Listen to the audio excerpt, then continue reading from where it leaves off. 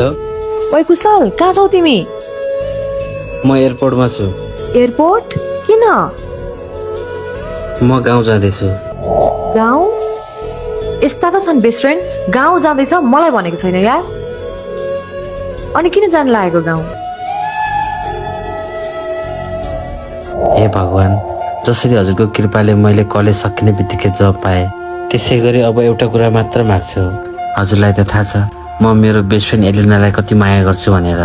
म उहीसँग जिन्दगी बिताउन चाहन्छु भगवान। उसलाई पनि मसँग प्रेम होस् र हाम्रो बिहे होस्।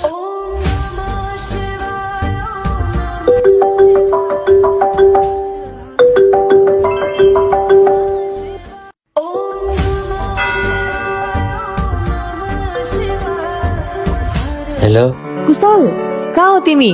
म पशुपतिमा छु। मलाई एकचोटि भेट्न आऊ न, मैले तिमीलाई केही कुरा भन्नु छ।